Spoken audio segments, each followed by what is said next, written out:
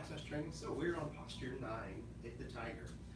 When you first start this set, this one might seem way more challenging than the rest. I don't know, it depends where you come in, at what sort of strength and experience and all that kind of stuff. Everyone comes in a little differently. But number 9, hit the tiger, can be challenging. If you run into that situation where it feels too hard, don't go low. It's really best not to go low at first, to sort of feel out the alignment, to get the step right, to learn the coordination and the balance of stepping into it without plopping into it. I'm not getting ahead of myself here. Okay, let's take a quick look at the book.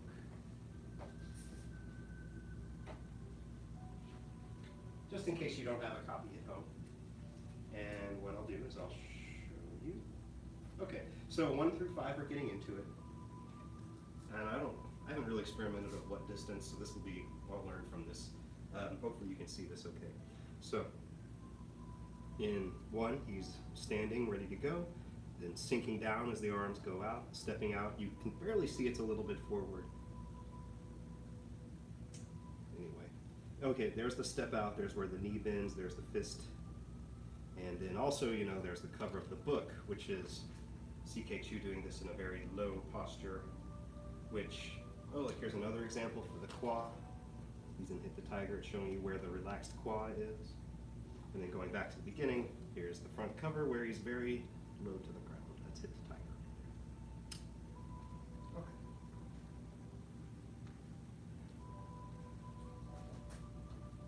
Okay. So, Hit the Tiger. Let's begin with the feet. You'll hear Hit the Tiger foot placement over and over again as we work on the form, and that's just another example of how Nei Kung helps it become easier to learn Tai Chi. So we'll have this vocabulary of, oh, this is Hit the Tiger foot placement. I'll know to align my feet in a certain way, even if it's not as big as my Nei Kung stance. Same thing with double dragons, right? So what is Hit the Tiger foot placement? Well, from the side and then from the back or the front, you'll be able to get the whole picture. So from the front or the back, you've seen a lot. And what you see is that I step out, from my leg length, I step out about a square. I know you don't have squares at home, but if you can remember from when you were in class about what a square is, I think it's 3 feet, maybe more. But let's see.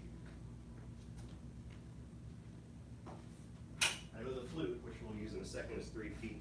And, oh, it's just about 3 feet and a few inches, so a little over 3 feet.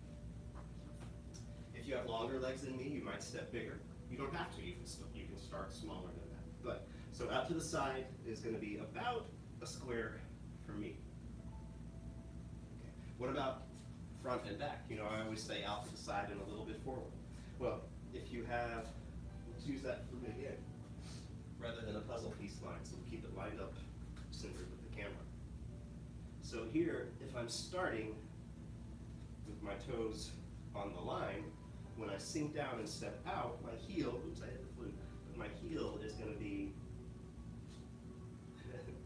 there it is, about in line with the toes of the other foot where I started. Same thing, if I start, it's not quite lined up anymore, if I start right here, toes with the flute, and sink down and step out, I'm going to want to come just about where my heel is lined up with the toes of the other feet. Okay, so that's the foot placement.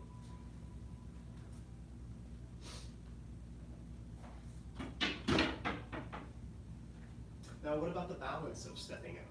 I'm just imagining your questions.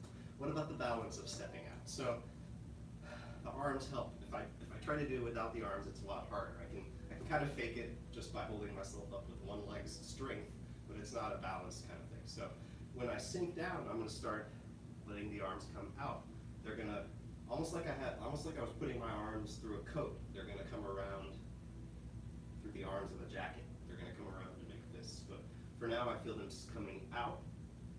Now I'm going to try to step. Notice I step at the point where I have the most help of balance with the hands. Shift the weight to the other leg. Circle the arms. And look over the shoulder.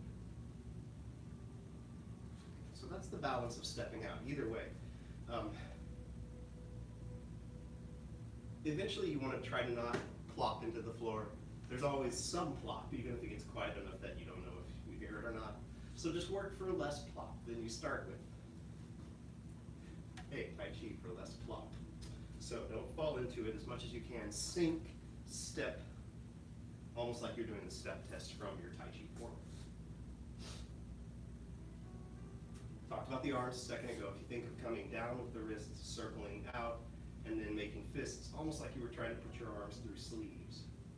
If you had your embracing horse, made fists, turn them the other way, and rotated the body a little bit, that's a good feeling of what, that's a good approximation of what the arm connection feels like. Then there's the how low to go. So usually the next question is, how low do I go? And then a connected issue is how much do I lean? So going low and how much you lean are connected.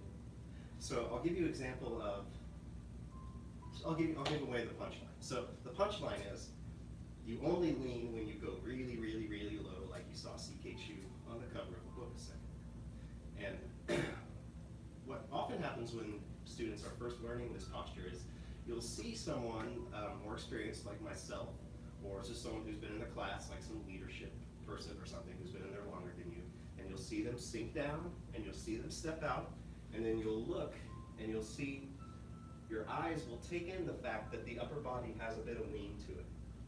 But your eyes might not notice that that lean is connected directly to how low I went. So as I'm going down, I'm gonna feel through my upper body what balance alignment would be. So I'll go down very slowly and show you how low I would go before I even think of leaning. So here I am upright in the upper body. I'm gonna start bending my leg and sinking down. I still feel pretty upright in the upper body. Sinking down, feeling upright. About here, feeling upright starts to feel unbalanced in that direction. So if I start to go any lower, my body will come in and forward, which is hard to see from the front. But it's a three-dimensional lean as I get really, really low. Some in, some forward. So from the side, here it is again. Sink down, feel pretty upright, step out, feel upright, shift the weight, feel upright, form the circles, feel upright, sink down, feel upright, feeling pretty upright. Upright feels balanced, upright, okay, about here, I'm gonna come in, forward to remain balanced, and then come out. So hopefully that makes sense. Don't lean until you go low, and even then, don't just lean into it. Keep your tuck, keep your alignment, feel through what is balanced. The last thing, last correction we'll go through, unless I think of another one between now and the end of class, is the one that was most, it was the biggest light bulb for me out of all these corrections. So when I felt this in my body, I think Grandmaster Gohring actually pushed my hip in. I just gave away what it was, but this is where this move started to make sense to me the most. So what's the tip? It's the other hip than you think might need sinking. So here, I'm gonna step out. If I'm mirroring you, I'm stepping out with my left foot, coming down. And then what'll sometimes happen is, I'll try to think, this hip go down, this hip go down, this hip go down, and what happens is this hip ends up coming up, and it's all out of whack. So instead of the leg that's bending, think of the other hip coming down. So this hip comes down, this hip comes down, this hip comes down, and maybe at the extreme, there's the hip of the bent leg is slightly higher, but that's better. That's actually correct. Don't try to lean, but if you think of sinking this hip in, you'll get lower with more correct alignment. And you won't see, and you won't see this, which sometimes happens. This is too much lean. Kind of opposite ends of the same problem. Okay, wow. We're about at time for Black Slash training, so let's do a couple more together to implement any of that made sense. I'm gonna face away from you again. Let's do 3 more each way. Oh, I forgot to mention, when you push off, be careful of the knee that you're pushing off. Don't let it come in, try to keep it aligned like from the rest of the Nei Kung as you push off. And 1. You're thinking of the hip correction, sink that left hip down. Keep the knee out over the don't push off, come on. 2, hit the tiger. Right.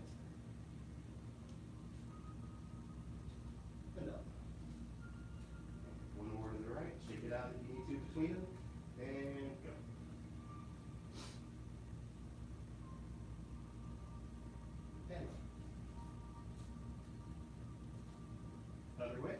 Left toes out. And 1.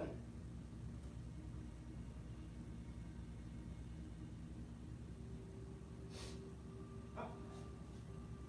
Good. And 2.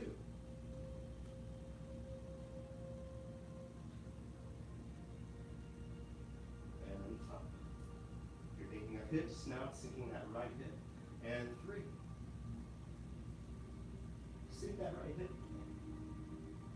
Unless you already got it sunk. And up. Okay, good. So I hope that cleared up some aspect of Hit the Tiger. It's good. I like it. I like that it's in this set. It's like one that's a little extra vigorous, extra big amongst 10, 9 others that are not really that way. So, if you have any questions about Hit the Tiger that came up during this class or any other time in your life, send the question in and I'll answer it next class, even if we've moved on to another posture. I'll still go back and answer your question. Oh, we're over time. Let's do our life skill. The path of self-mastery requires a focused mind. A focused mind sees no obstacles. The path of self-mastery requires a focused mind. A focused mind sees no obstacles. The path of self-mastery requires a focused mind. A focused mind sees no obstacles. And test training dismissed. All right.